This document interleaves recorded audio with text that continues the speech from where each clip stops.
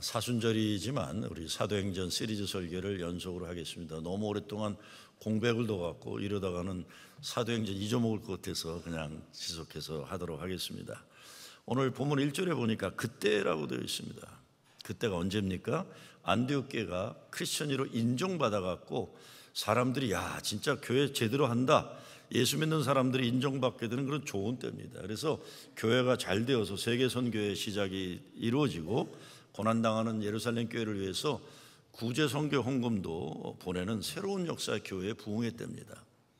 그런데 또 새로운 고난의 때가 닥쳐오는 겁니다. 그동안 초대교회에 대한 핍박은 유대인들, 특별히 바리새인들, 사두개파 같은 종교 기득권 세력에 의해서 핍박을 받아요. 그런데 이제는 헤롯 아그리파 왕에 의해서, 헤롯 대왕의 손주에 의해서, 그러니까 정치 세력이 교회 핍박에 개입하는 겁니다. 헤롯 왕은 아기 예수를 죽이려 했는데 손주 헤롯 아그리파는 이제 막 시작되는 교회 지도자들을 죽이려고 하는 겁니다. 근데 오늘 사도행전 말씀을 통해 배우는 것은 그런 핍박과 순교의 고난 속에서도 하나님이 교회를 지켜주셨고, 지켜주시는 것만 아니라 고난의 역사를 통해 하나님 구원의 역사가 확장되는 것을 보여주고 계세요. 오늘 12장 사도행전을 보게 되면 어떻게 성도들은 믿음으로 어려움을 이겨내는가 보여주고 있어요. 그리고 교회 부흥 속에는 항상 고난이 동참한다는 걸, 같이 간다는 걸 또다시 보여주고 있는 겁니다. 아무 문제 없으면 얼마나 좋아요, 우리가 살면서. 그런데 그렇지 않다는 거예요. 그리고 교회가 부흥하는 것은 언제나 고난이 있다. 스데반 집사의 순교를 통해서도 그렇고, 그리함으로 그렇게 예수님이 얘기했어도 싫어서 안 가던 사마리아 땅을 건너가는 거예요, 유대인들이. 이제 한 사람의 순교자를 통해 복음의 울타리를 차곡차곡 넘어가는 단계에 들어가는 겁니다. 야고보 사도가 이제 순교를 당하는데 오늘 본문에 보니까 이 복음이 이스라엘을 벗어나 이방 땅에 본격적으로 들어가기 시작합니다. 사도행전만 아니라 교회사를 봐도 고난을 통하지 않고서는 부흥의 역사는 불가능했었습니다. 사람의 힘으로 감당할 수 없는 순교와 핍박의 역사 뒤에는 하나님이 새롭게 일으켜주시는 역사가 반복되었습니다. 우리가 생각할 때 하루 종일 해가 중천에 떠 있어서 어둠이 하나도 없어 얼마나 좋을까 생각할 수 있어요. 그런데 어둠이 하나도 없고 해만 쨍쨍 비치면 그 땅은 사막이 되는 겁니다. 황폐해지는 거예요. 바다에도 정기적으로 태풍이, 허리케인이 불어가지 않으면 바다가 썩게 돼 있어요. 제가 플로리다나 알라바마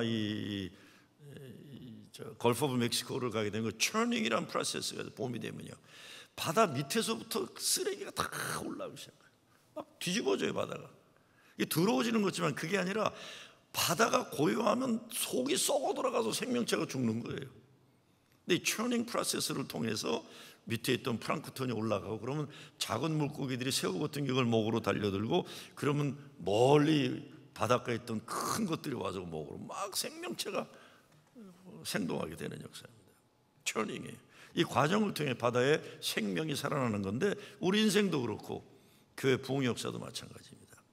가만히 우리끼리 안정되어 있다고 하면 그는 서서히 썩어가고 있다는 거예요. 계속 생동, 혁신이 일어나고 변혁이 일어나야 되는 거예요. 오늘 본문에 보면 사도 야고보가 죽어요. 야고보, 베드로, 요한은 제자 3인방인데 야고보는 최초의 사도의 순교자예요. 그동안은 집사들만 죽었는데 이제는 사도가 죽는 거예요. 오늘 야고보는 죽고 베드로가 사는 이야기예요. 그런데 베드로도 나중에 죽어요. 다른 사도들도, 베드로는 십자가에 거꾸로 달려 죽고, 안드레는 그리스도의 전도하다 순교하고, 빌립도 순교하고, 바돌로메는 인도에 가서 가죽이 벗겨지면서 순교당하고, 도마는 인도에서 창에 찔려 순교당하고, 마태는 에티오피아에서 참수당하고, 알페의 아들 야고보는 성전 꼭대기에서 밀려 떨어져 순교당하고, 시몬은 십자가에 못 박히고, 야고보의 아들 유다는 페리사에서 화살에 맞아 순교하고, 마띠아는 에티오피아에서 돌에 맞아 순교하고, 요한만 늙은 나이까지 사는 거예요. 다 순교예요. 오늘 말씀을 보면서 우리가 이런 질문 던질 수 있습니다. 왜 야고보는 죽고 베드로는 기적을 통해 살려주셨나는 거예요. 베드로를 천사를 동원해서 살리셨다면 야고보 이렇게 죽게 놔두는 것 불공평하지 않나 우리 생각할 수 있어요. 근데 가만히 생각해 보면 결국 시간의 차이일 뿐입니다. 조금 먼저 가고 조금 늦게 간 것뿐이지 예수님의 제자들, 사도들을 모두 순교했어요. 사실 야고보는 형제 요한과 함께 예수님이 이 정권을 잡을 때 오른쪽 왼쪽 우리 형제들에게 달라 했던 어머니 모시고 와서 예수님께 와이로 일본말 뭐라 그러죠? 예수님께 이렇게 뇌물 쓰려고 했던 집안의 아들이에요. 그런데 예수님이 뭐라 합니까? 너희가 나의 마시는 잔을 마시며 나의 받는 세를 받으려니와 그랬어요. 그렇게 되는 거예요. 어느 분이 그런 얘기를 해요. 어떤 때 우리 인생에서 더러운 욕망의 성취함보다 하나님이 우리를 아름다운 실패의 길로 이끄실 때가 있다는 거예요.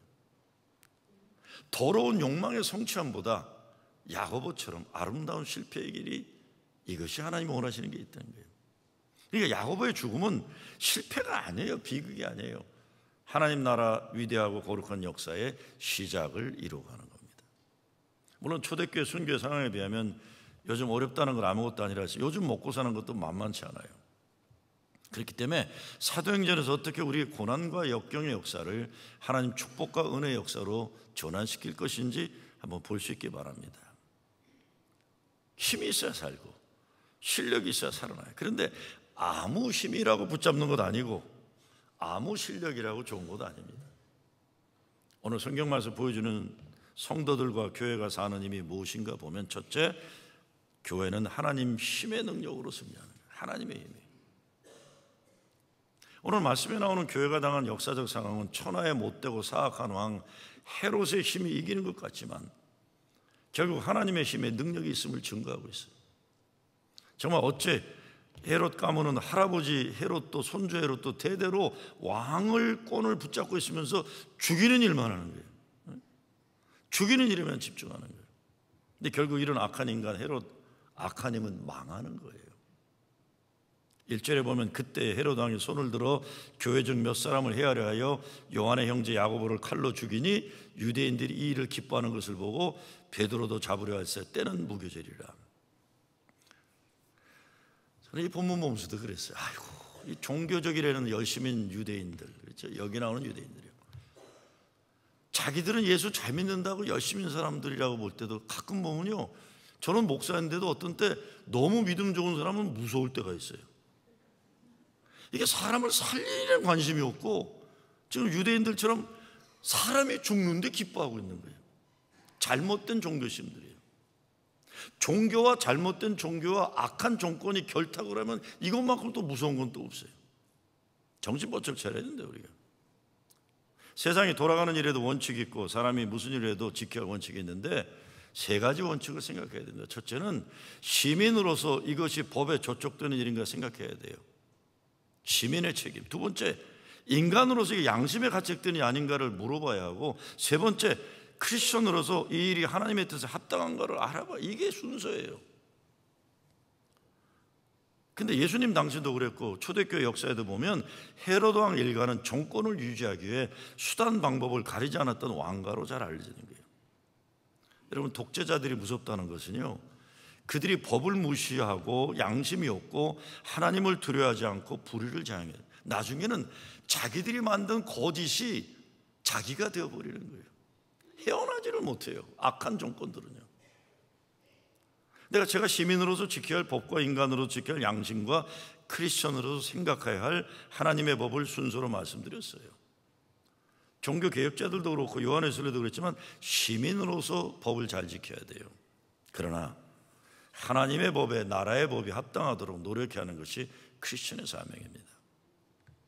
물론 하나님의 법이라고 하면서 예수님의 가르침과 정반대되는 성경 말씀을 인용하면서 인종차별, 여성차별 등 각종 악한 일을 정당화하는 일이 기독교 역사 속에 가득해요. 그러니까 정말 크리스천의 모든 판단은 예수님의 말씀과 마음이 중심이 돼요. 구약에 어떤 말씀이 있어도 예수님 말씀보다 우선되면 안 돼요. 사도 바울의 어떤 가르침이 있어도 예수님의 마음과 뜻보다 우선되지 않아요. 예수님의 마음과 말씀이 중심이에요. 그리고 사도 바울과 구약을 봐야 되는 거예요. 율법주의가 철저하게 성경적으로 산다는 것처럼 보일지도 몰라도 바닥에 깔려있는 문제가 하나님의 마음을, 법의 기본 정신을 상실하고 열심인 문제인 거예요. 바로 이것이 야고보가 죽는 것을 보고 유대인들이 좋아했다라는 거예요. 좋아했다. 참 비극이에요. 종교인들의 잘못된 열심이 비극이에요. 그날이 마침 유월절이 시작된 날이기 때문에 나라의 명절이 끝나기를 이렇게 죽이려고 했는데 초영 전날 밤인데 베드로에게 천사가 나타나서 옆구리를 차가지고 일어나가지고 그가 묶여있던 것들을 풀려나면서 나오게 되는 거예요. 예수 믿는 사람에게 있어 궁극적으로 마지막 힘은 죽음을 두려워하지 않는 힘이에요. 살려주는 역사들이에요. 야고보도 죽었지만 천국의 소망으로 죽었고, 베드로도 이제부터는 죽음도 두려워하지 않고 예수가 그 집을 증거인에 쓰임받았는데 지금 천사가 와서 일으켜서 할 일이 있으니까 살려서 내보내는 거예요. 근데 그 힘이 기도의 힘이에요. 오늘 말씀에 5절에 베드로는 옥에 갇혔고 교회는 그를 위하여 간절히 하나님께 기도하더라고 그랬어요.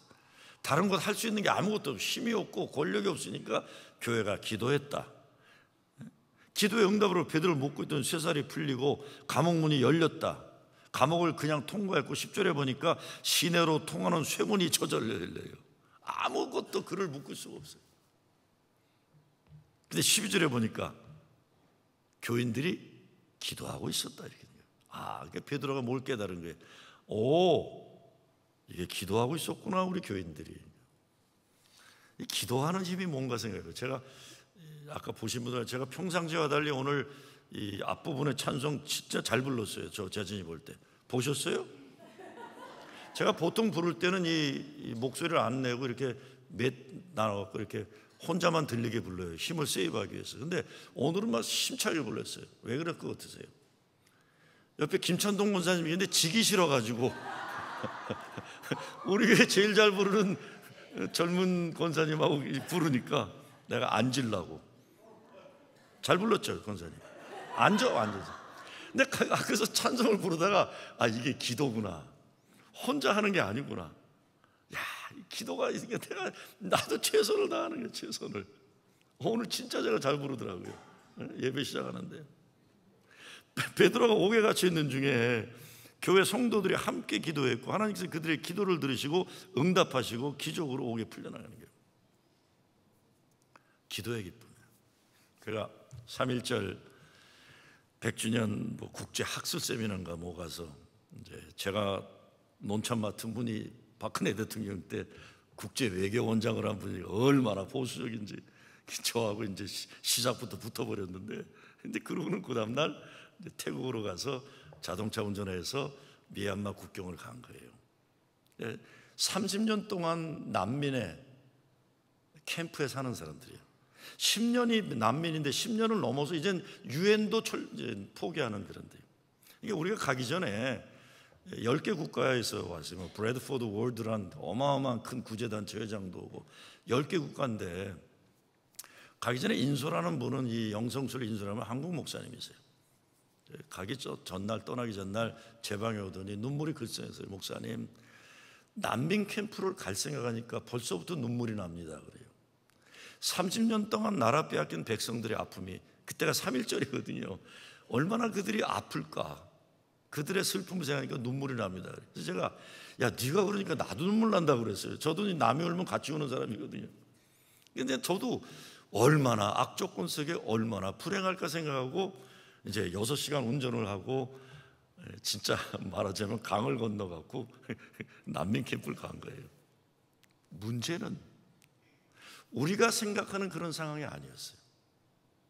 30년 동안 나라를 빼앗기고 난민으로 살아가는데 처음에 강당에 들어갔더니 600명의 신학생들을 기다리고 있다가 벌떡 일어나서 찬양을 하는 거예요. 그러고는 할렐루야를 핸델의 할렐루야를 부르는데 우리가 혼동에 빠졌어요. 저 사람들 분명히 불행해야 되는 사람들인데, 이게 브래드포드 월드라는 데서 온 독일 회장인데 진짜 대단한 분인데, 그분이 이 감동을 어쩔 줄 몰라가지고요. 왜냐하면 우리 모두는 천하의 불행한 사람들을 위로하러 간 거예요. 근데 상황은 그렇지가 않았어요. 가난하고 나라를 빼앗긴 핍박받은 민족인데 5만 명 있는 난민 캠프에서 600명 신학생들이 거기서 전도를 하겠다고 훈련받고 있고, 바이블 칼리지에서 어린애들이 그냥 너무 놀랐어요. 난민 캠프에 지나가다가 메아의 헬프유 그래. 걔네들은 200년 전 선교사 갔는데 영어를 다 배웠어요. 난민 캠프에서. 메아의 헬프유. 그래서 이거 얘네들이 영어 이렇게 잘할 수 있을까? 여러분, 제가 사실 가게 된 이유 중에 하나는 한 5, 6년 전에 태국에 갔다가 어느 대학생 여대생들이 간증할 때 여대생들이 나와서 내가 우리 부모가 나를 팔아가지고 휴먼 트래피킹, 그러니까 성매매에 팔려갔는데 이 감리교 선교사가 300불에 나를 사줬다는 거예요. 300불에 사람을 살리는 게. 그래서 저는 우리 교인이 아시는데 10만 불을 헌금하셨기 때문에 이 가난한 나라 여성들의 인권을 보호하는 선교를 이게 어떻게 시작할까 그래서 교단과 합쳐가지고 뭐 좀 크게 해볼 것 같는데, 그 가운데 예수 믿는 애들은요 상황이 다른 거예요. 상황이 불행하기를 거부하는 거예요. 할렐루야를 부르는. 난 난민 캠프에서 600명의 할렐루야를 들어보라고 상상을 못한 거예요. 그랬더니 불쌍한 걸 생각하고 갔던 우리 대표하는 목사가 감동의 눈물을 흘려서 야, 너 불행할 줄 알았잖아. 울긴 또 왜 우냐 그랬더니 불행해서 생각한 눈물이 아니라 감동의 눈물입니다. 목사님. 상상을 못했습니다. 저도 웬만큼 목회도 해보고 어려운 선교지도 많이 가봤는데 이렇게 반전의 선교지는 처음 가봤어요. 천하에 가장 불행할 것 같은 사람들이 그 안에서 예수 때문에 행복하고 놀라운 일이에요. 이게 기도의 역사고 찬양의 역사예요. 불행하기를 거부하고, 미얀마 군사정권이 그들을 핍박하고 내쫓았지만 그들에 의해서 인생이 규정되기를 거부하는 거예요. 예수의 말씀과 예수의 뜻으로 인생의 미래를 결단하고 살아가는 거예요. 6절에 보면 헤롯의 군사들이 철저하게 지킨다고 그랬는데 7절에 보면 하나님의 군사들이 지켜준다고 그랬어요. 보이지 않는 것 하나님의 군사들이 지켜주는 거예요. 그러니까 그들의 묶고 있던 쇠사슬이 풀려나는 기적이 일어나고, 8절에 보면 베드로는 천사의 명하는 대로 순종만 하는데 순종하고 걸어왔더니 아무 말 없이 감옥문이 열리고 철장이 열리고 쇠문이 열리는 거예요. 이걸 천사가 돕는다고 하는 겁니다. 여러분, 우리가 살면서 우리 인생에 묶여있는 것도 운명으로 알고 살아갈 때가 얼마나 많은지 몰라요. 그런데 풀리는 기적의 역사가 성도들이 함께 기도할 때에 기적으로 일어나고 있는 거예요. 찬양을 통해 일어나는 거예요. 이런 일이 나한테 왜 일어날까? 걸어가는 중에 천사가 떠나고 홀로 걸어갔는데 12절에 가서 보니까 성도들이 기도하고 있더라. 성도들이 기도하고 있더라. 이렇게 하나님께서는 부족한 우리들의 기도를 들으실 뿐만 아니라 그것을 통해 새로운 교회의 기적의 역사로 부흥의 역사를 보내주시는 거예요. 우리가 인생 살면서 우리를 위해 간절히 기도하는 중보의 기도의 어른들이 있다는 것 얼마나 감사하지 몰라요. 여러분, 나이 든 분들이 뭐 힘이 있어서 교회 일을 많이 하겠어요. 연세 많은 분들이 자기 지키기도 어려운데, 그런데 구약도 그렇고 신약에도 보면 기도하는 분들 때문에 젊은이들이 살아나고 쇠사슬이 풀리고 기적의 역사가 일어났다라는 거예요. 그래서 이것이 속회에서, 큐티 모임에서, 교회에서 일어나는 역사여야 돼요. 여러분, 교회 와서요 기도함으로 기적을 체험하는 관심이 아니라 딴 거에 관심 가지지 마세요. 제가 오늘 아침에 카톡이 하나 들어, 목사님 좀 아셔야 되겠습니다. 뭔가 봤더니 아이고, 나이 든 분들이 뭐 모여갖고 싸웠대 또 우리 교회. 아니 뭐 조국 통일도 아니고 뭐 3.1절을 위해서 싸운 것도 아니고 뭐 이민자들이 인권을 위해서 피 터지게 토론하는 것도 아니고 아무 예수 믿는 거와 관계없는 걸 노인네들이 모여갖고 소리 지르고 그랬다는 거예요. 어디 교회에서? 우리 교회에서 그랬다는 거예요. 지금 시대가 어느 때인데 그러고들 사세요. 지금의 우리 교회가 그런 교회가 아닙니다, 여러분. 기도하면서 기적을 경험하고 젊은이들의 미래를 열어가고 이 땅에 진짜 복음의 불을 밝히기도 바빠 죽겠는 세상에, 아이고 정말 늙은이들이라고 말하고 싶어요. 왜들 그러세요? 여자분들 아니니까 걱정하세요. 남자들이 그러니까 내가. 그저 다행인 건 힘이 남으시나 보다 감사하긴 해요. 근데 예수 믿는 거에 힘을 쓰세요. 좀 예수 믿는 거에. 젊은이들이 위해서 기도하는 거에 쓰고 사탄막의 역사를 물리치는 역사에 쓰임을 받아야지. 아이고 왜 노인네들이 모여서 서로 소리 지르고 그러세요. 아무 쓰잘데없는 교회와 무관한 거로. 그런 일 하려면 교회 장소 쓰지 마세요. 제발 딴 데 가서 하세요. 집에 가서 하거나 식당 가서 하세요. 기도하는 자들을 통해 큐티에서, 속회에서, 교회에서 기적 역사하는 거예요. 여러분, 우리가 한 인생 살면서 헛되고 부질없는 힘이 아닌 세상의 힘에 매달리면 안 됩니다. 23절에 가니까 헤롯이 어떻게 죽어요?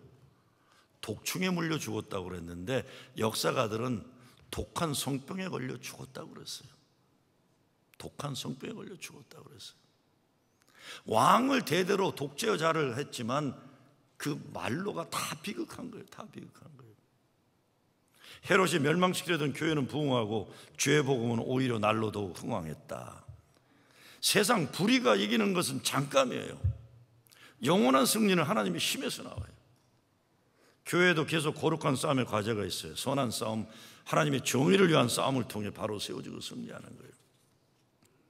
사탄 권세와 싸워 나가는 게 교회가 하는 일이에요. 그러므로 교회는 보다 더 강력한 힘이 있어야 되는데 하나님으로부터는 힘, 그러기 위해서 믿음으로 의정하고 함께 기도함으로 이겨나가는 거예요. 그래서 교회는 기적을 함께 체험하는 공동체입니다. 어떻게 기적을 함께 체험합니까? 무엇보다 함께 아파하는 교회가 돼요. 아픈 자들을 보면 함께 아파하는 거예요. 함께 기도하는 거예요. 우리는 인생 살면서 모두 감당하는 고난의 몫이 있어요. 나만 편하게 삽시다. 그렇지 않습니다. 내가 감당해야 되는 고난의 몫이 있어요. 신앙생활을 열심히 할 때도 그렇고 교회도 부흥할 때도 그렇고 항상 감당해야 되는 어려움의 과제가 있는 거예요. 근데 아파하다 보니까 함께 기도하게 되는 거예요. 사랑으로 함께 기도하는 사람들을 하나님이 이렇게 세우시는 거예요. 교회는 뭐니 해도 나를 위해 기도해 준 사람들이 있는 곳입니다. 교회 다니면서 이것이 얼마나 소중하고 귀한 줄 알아야 해요. 이것을 깨닫는 사람들은 복받은 사람들이에요. 제가 아까 말씀드렸잖아요. 제가 오랜만에 정말 찬송가를 힘껏 불렀어요. 왜? 나보다 잘 부르는 사람이 지지 않으려고 부르다 보니 이렇게 되는 건데, 기도의 힘이라는 게 그런 거예요. 나 혼자가 아니구나. 저와 함께 내가 우리의 기도를 통해 죽어가는 사람 살리고 사탄마귀의 권세를 물리치고 하나님 나라 역사를 쓰임받는 거죠. 사람들은 편안한 신앙생활을 좋아하는지 모르지만 그 가운데 함께 아파하고 기도하면서 나오는 기적의 역사가 불가능해요. 편안함을 찾으면. 그런데 기적을 함께 체험하는 교회가 되기 이전에 이 모든 것 시작에는 고난이 있었다. 그 고난의 뒤에는 하나님 말씀의 흥황함의 역사가 있었다는 거예요. 얼마 전에 엄청 어려운 일에 파묻혀 있던 교인 한 분이 인생 문제가 해결됐기 때문에 제가 가서 아이고 집사님 결국 터널의 끝이 있네요 그랬어요. 결국 터널의 끝이 있네요. 그랬더니 그분이요 눈물이 글썽글썽하면서 목사님 정말 끝이 없을 줄 알았어요 그래요. 근데 그 말에 이 사람이 얼마나 힘들었는지 느껴져요. 터널의 끝이 없을 줄 알았어요. 예수 믿는 사람들은 인생에 경험하는 불가능한 상황을 만나면 그 인생 불가능한 상황을 믿음의 가능으로 바꾸시는 하나님을 봐야 됩니다. 인생 내 노력 실패의 상황은 하나님을 보라는 기회이고 사인이에요. 절망의 때, 포기의 때가 아니고 하나님 은혜의 때예요. 그때 하나님을 바라보는 거죠. 제가 한번 말씀드린 적이 있는 건데, 제가 시카고에 있을 때 이제 젊은이들하고 목회를 했기 때문에 홈리스 쉘터 이런 걸 참 많이 갔어요. 이제 훈련을 시켜야 되니까. 시카고에 업타운이라는 데가 있는데 거기는 80년대에 정부 정책으로 정신병동에 있던 정신적인 어려움 있는 사람들을 커뮤니티 속에서 같이 살도록 해야 된다고 다 풀어줬어요. 근데 그 사람들이 갈 곳이 없어 모인 것이 업타운이에요. 근데 거기는 그런 사람만 모이는 게 아니라 알코올 중독자, 마약 중독자, 홈리스 피플이 같이 모였어요. 그 동네는 보통 사람은 안 가려고 그래요. 그런데 거기는 선교단체들이 많이 들어가 있어요. 저도 이제 그 피플스 처치도 있고 뭐 진짜 그런 데가, 저도 굉장히 그런 일을 열심히 할 때니까 젊은이들 데리고 늘 갔던데요. 근데 그게 어느 침례교회 꼭대기에 높이 세워져 있는 빌보드가 있어요. 레이크쇼, 시카고에서 다운타운에서 쭉 올라오거나 보다 보면 업타운만 가면 보이는 사인인데 이렇게 돼 있어요. If you cannot stand, 네 두 발로 디디고 살기 어렵다면 try kneel down 이렇게 돼 있어요. 무릎을 꿇어봐라 이렇게 했어요. 네 두 발로 살기 너무 어려우면 무릎을 꿇어봐라는 거예요. 아주 오랜 세월 붙어 있었어요. 오랜 세월. 인간이 살면서 내 힘으로 다 되는 것이 얼마나 있겠습니까? 어려우면 어려울수록, 불가능하다고 생각되면 될수록 더욱 하나님을 바라보는 것뿐이에요. 이게 뭐 남진이 불렀는지 나훈아가 불렀는지 잘 모르겠어요. 이런 노래 있죠. 괴로울 때 주님의 얼굴 보라, 평화의 주님 바라보아라. 세상에서 시달린 친구들아 위로의 주님 바라보아라. 눈을 들어 주를 보라, 내 모든 염려 주께 맡겨라. 슬플 때에 주님의 얼굴 보라, 사랑의 주님 안식 주시리. 힘이 없고 내 마음 연약할 때 능력의 주님 바라보아라. 주의 이름 부르는 모든 자는 힘 주시고 늘 지켜주시리. 이렇게 되어 있습니다. 다윗이 시편에서 이렇게 고백해요. 나의 힘이 되신 여호와여, 내가 주를 사랑하나이다. 여호와는 나의 반석이시요 나의 요새시요 나를 건지시는 자요 나의 하나님이시요 나의 피할 바위시요 나의 방패시요 나의 구원의 뿌리시요 나의 산성이시로다. 생각도 그래요. 부정적인 생각에 너무 빠지면 현실도 그렇게 됩니다. 그래서 예수님이 내 믿음대로 되리라 하신 말씀이 그 얘기예요. 어려운 때 부정적인 결과만 예측하지 말고 오히려 하나님의 능력을 체험할 좋은 기회로 알고 오직 하나님의 말씀 신뢰하고 따르는 거예요. 우리 가정 망하지 않을까, 망하지 않을까? 그럼 망해요. 우리 가정 하나님이 도우시면 일어나리라. 그럼 일어나는 거예요. 베드로도 얼마든지 부정적인 생각할 수 있었어요. 이제 끝났나 보다. 근데 아닌 거 아니에요. 천사가 와서 발로 야 일어나. 이거 외문으로 따라가다 보니까 쇠사슬이 풀리고 쇠문이 철장 열리고 쇠문이 열리고 이게 무슨 일인가? 성도들이 나를 위해 기도하고 있었구나. 나를 위해 기도하고 있었구나. 우리 교회도 함께 아파하고 사랑하고 기도하는 가운데 하나님 기적의 역사가 지금 여기에서 계속 일어나고 있는 것을 목격합니다. 저는 봐요. 베드로가 감옥에서 나온 것처럼 많은 교회인데 여러 종류 자기 나름대로의 감옥들이 다 있어요. 무덤이 다 있어요. 지옥이 다 있어요. 그런데 함께 아파하고 기도하는 여러분들을 통해 기적이 일어나는 거예요. 혼자 고민하고 아파하면 안 돼요. 아무리 능력 있는 사람도 한계가 있습니다. 그러나 하나님의 힘을 의지하고 함께 기도하고 사랑하는 믿음의 공동체 안에 있으면 사람의 힘이 아니라 하나님의 능력을 의지해서 일어나시는 겁니다. 제가 뉴욕에 와서 목회하면서 우리 사역자, 목회자들에게 많이 강조하는 가운데 하나가 프로그램 많이 하지 말라는 거예요. 새벽 기도, 수요 예배, 주일 예배에 집중하라. 특별히 우리 교회는 새벽 기도를 특화해야 한다고 많이 말하고 있어요. 정말 치열하게 어렵게 살려고 몸부림치는 사람들이 이 지역에 얼마나 많아요.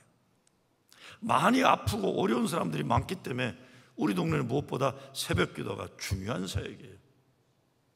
여러분, 새벽에 나오는 분들 가운데 제가 지난주에 권사님 앉아 계시지만 태국에서 오자마자 시차가 좀 왔다 갔다 하는데 그래서 봤더니 평상시에 다리가 아파서 움직이지 못하던 권사님이 이렇게 일찍 이렇게 나오시더라고요. 권사님 이게 다니시네. 근데 이렇게 쳐다보시는데 말은 안 하지만 그럼 기어다니냐 이런 식으로 이제 저 보시더라고요. 근데 제가요, 아니 이 권사님 참 몸도 약하고 다리도 흔들리고 새벽 미명에 교회를 오시는 거예요. 여러분, 우리 교회가요, 뭐 젊은이들이 잘났거나 뭐 이런 게 이게 아니, 여러분 몰라서 그렇지 보이지 않는 곳에 새벽에 기도하는 분들이 계신 거예요. 그거를 생각하셔야 돼요. 우리를 지켜주는 분들이 계시다는 거. 저 우리 교회는 나를 위해서 좀 모세가 아니라 누구죠? 베드로가 감옥에 있는데 이게 교회 새벽 기도가 있었구나. 와보니까 여기 기도하는 분들이 계셨구나. 이게 그러니까 남자 연세 드신 분들 쓸데없는 거로 좀 싸우지 마시고 새벽 기도 좀 나오세요. 무슨 힘이 이렇게 많다고 자꾸 주일날 회의하면서 싸우세요. 그러니까 새벽 기도해서 기도를 하세요. 기도. 그게 우리를 받쳐주는 힘이에요. 그것 때문에 기적이 일어나고 있는 거예요. 지금도 일어나고 있어요. 여러분의 눈과 마음을 열고 보기만 하면 보이는 겁니다. 교회를 그냥 적당히 편안하게 생각해도 문제는 없어요. 그러나 거기에 하나님의 기적의 역사는 일어나지 않죠.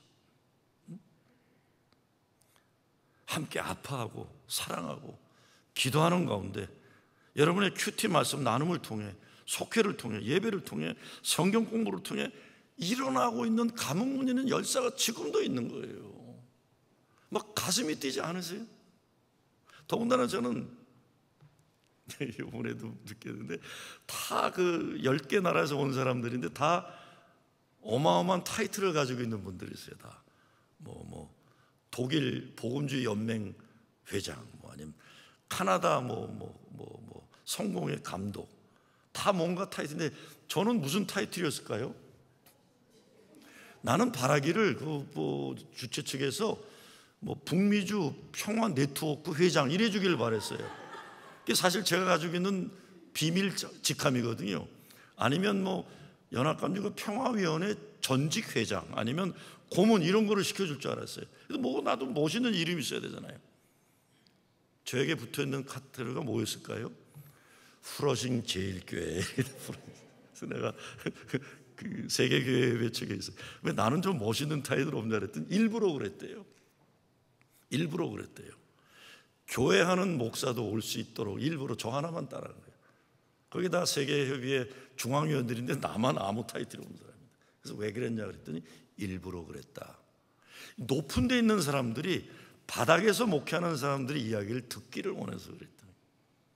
여러분, 우리 스스로 볼 때는 우리가 별 볼 일 없는지 모르지만 우리 연애를 생각해서도 그렇고 교단을 생각해서도 그리고 특별히 이 시대의 정의평화 사역을 하는 가운데 교회들이 참여하는 게 너무 미약해요.